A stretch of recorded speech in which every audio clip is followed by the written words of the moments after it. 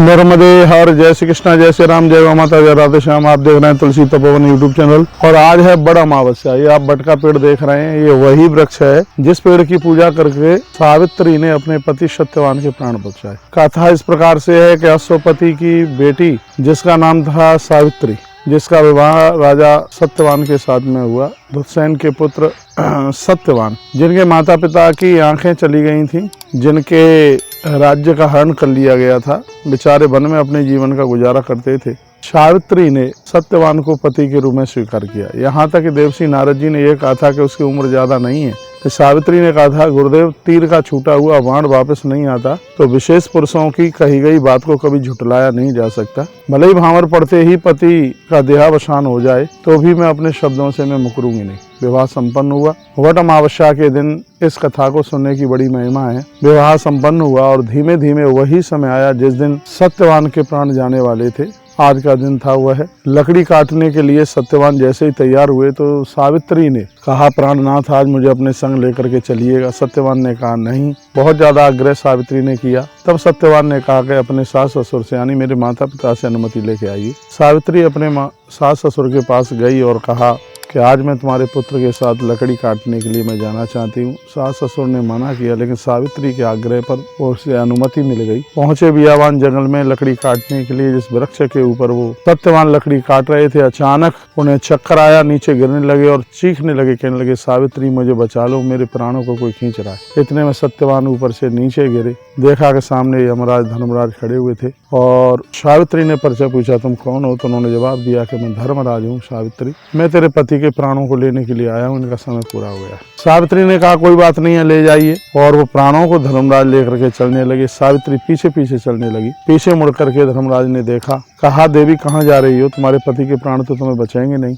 मिलेंगे नहीं। तब सावित्री ने कहा, कोई बात नहीं है, मैंने तो बस यही सुना है, धर्म पर चलने वाले महापुरुषों का अनुसरण करना चाहिए, इसलिए मैं आपके पीछे पीछे चल रही थी। धर्मराज इतने प्रसन्न हो गए और कहा, देवी, मैं तुम्हारे इस जवाब से अति प्रसन्न हूँ। अपने पति के प्राणों को छोड़ करके मुझसे तुम कोई एक वरदान मांग लो। तो सावित्री ने कहा, यदि वरदान में तुम मुझे देना चाहते हो तो मेरे सास ससुर की आंखें लौट करके आ जाए, ज्योति लौट करके आ जाए। धर्मराज ने कहा कि ऐसा ही होगा। उसके तत्पश्चात धर्मराज सत्यवान के प्राणों को लेकर के चले तो सावित्री फिर पीछे पीछे चलने लगी। फिर पीछे मुड़ करके देखा तो कहा, देवी, तू कहाँ जा रही है? तुझे तेरे पति के प्राण तो मिलेंगे नहीं। सावित्री ने कहा, वो कोई बात नहीं है, मैंने ऐसा सुना है कि आप जैसे महापुरुषों की सेवा मिल जाए तो ये बड़ा भाग्य है। यहाँ आप रहते हैं, मैं कुछ दिनों तक बस आपकी सेवा करना चाहती हूँ। इतने प्रसन्न हो गए धर्मराज, उन्होंने कहा, अपने पति के प्राणों को छोड़ करके, हे देवी, तू एक वरदान मुझसे और मांग सकती है। तब सावित्री ने कहा, मेरे सास ससुर का खोया हुआ राज्य है, वो प्राप्त हो जाए, ये दे दीजिए। कहा, ऐसा ही होगा। उसके तत्पश्चात फिर आगे की तरफ चलने लगे और फिर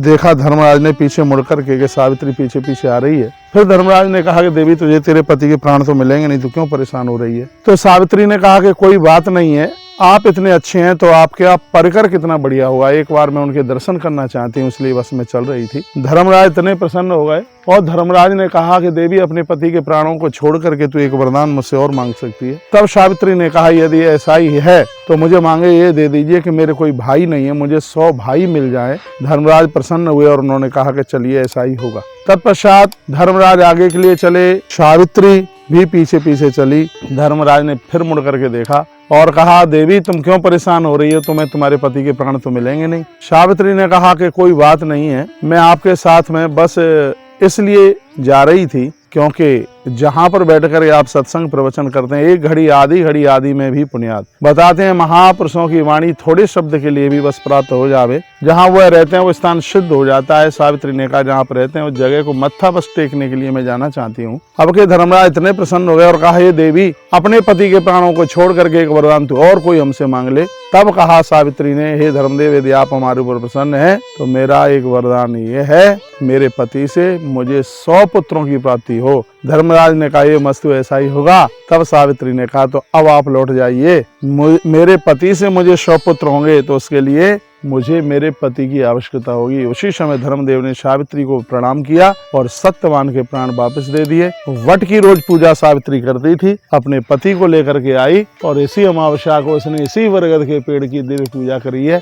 और ये वृक्ष एक ऐसा पेड़ है कि जो कि परिवार के आयुष को बढ़ाता है। नारी के लिए आज का दिन बहुत ज्यादा शुभ है, जिसमें वट वृक्ष साक्षात भगवान महादेव का रूप है। ये वृक्ष आप देख रहे हैं, सावित्री के सुहाग को इस वृक्ष ने वापस दिया। इस वृक्ष की बहुत बड़ी महिमा है। हमने भी 12 साल पहले ये पेड़ लगाया है मंडला गौशाला में, आज ये बहुत बड़ा हो गया है। हमने आपको सती सावित्री की कथा सुनाई, ऐसी कथा जो कि आपके परिवार की आयुष को बढ़ाता है, उम्र को बढ़ाता है। आप जितनी भी आज माताएं बहनें हैं, इस कथा को जरूर सुनिएगा, इस कथा को जरूर सुनिएगा। और ये कथा अलौकिक कथा है, कई ग्रंथों में इसका वर्णन किया गया है, जिसमें बरगद के वृक्ष की महिमा का वर्णन किया है। बहुत बहुत धन्यवाद, वीडियो आपने पूरा सुना।